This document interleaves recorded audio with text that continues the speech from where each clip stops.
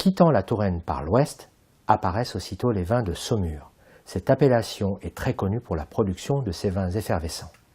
Dans le Saumurois et l'Anjou, en blanc, les appellations Anjou blanc, Saumur blanc doivent être produites à partir de 85% de chenin, et le Saumur mousseux et le Chardonnay et le Sauvignon peuvent y être associés. Nous retrouverons l'appellation Coteaux de Saumur qui est toujours en blanc, à base de chenin surmûri. L'appellation savenière est une appellation mythique.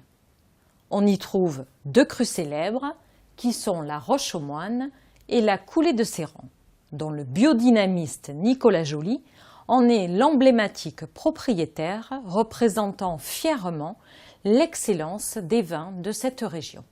En ce qui concerne les vins moelleux et liquoreux, plusieurs appellations se distinguent. L'appellation Anjou-Coteaux de la Loire produit des secs, mais aussi des demi-secs, voire moelleux.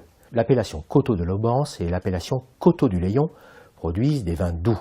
La mention sélection de grains nobles peut suivre sur l'étiquette ces deux appellations. On notera que l'appellation Coteaux du Layon peut être aussi suivie de 6 noms de communes. L'appellation Coteaux du Layon premier cru Chaume produira quant à elle des vins doux dont le taux de sucre doit être au moins égal à 68 g de sucre par litre. L'appellation Quart de Chaume et Bonzo, que l'on considère comme des grands crus, tiendront le haut du pavé au sein des vins liquoreux de Loire.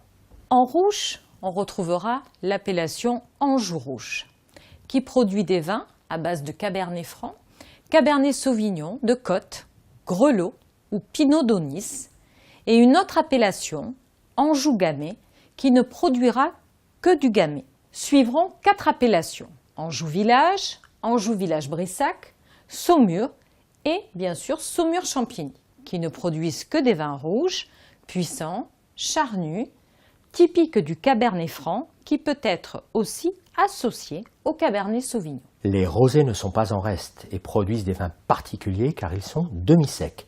Le rosé d'Anjou, le Cabernet d'Anjou ainsi que le Cabernet de Saumur en font partie. Notons aussi que cette aire d'appellation Anjou et Saumur pourra produire des vins mousseux en blanc et en rosé. Au sud, non loin du vignoble angevin, le Haut-Poitou, en AOC, produit les 3 couleurs. Prolongeons notre périple dans le pays nantais, où le blanc est roi. Les appellations Muscadet, Muscadet de Sèvres et Maine, Muscadet des Coteaux de la Loire, Muscadet des Côtes de Grandlieu se situent autour de la ville de Nantes avec un cépage autochtone que l'on appelle le melon de Bourgogne. Ce cépage donnera des vins vifs, légèrement perlants dans leur jeunesse. Ils s'associeront parfaitement avec les fruits de mer et les huîtres dont sont issues ces appellations. L'appellation Gros Plan du pays nantais, issue du cépage Folle Blanche, donnera quant à elle des vins secs et vifs. Toutes ces appellations sont souvent proposées avec la mention sur-lit. Il s'agit d'un vin qui a été mis en bouteille directement après son élevage sur ses lits, sans être soutiré.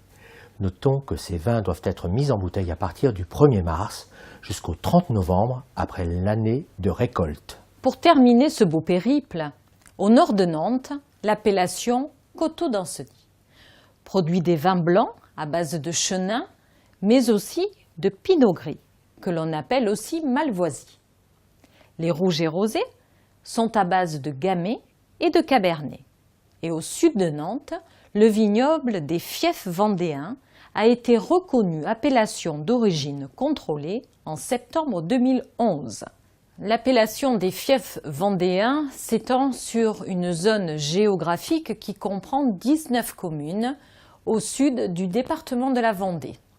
Ces communes sont réparties en 5 sous-régions: Brême, Chantonnay, Mareuil, Pissotte et Vix. Correspondant aux 5 dénominations géographiques, nous les retrouverons dans les 3 couleurs de vin.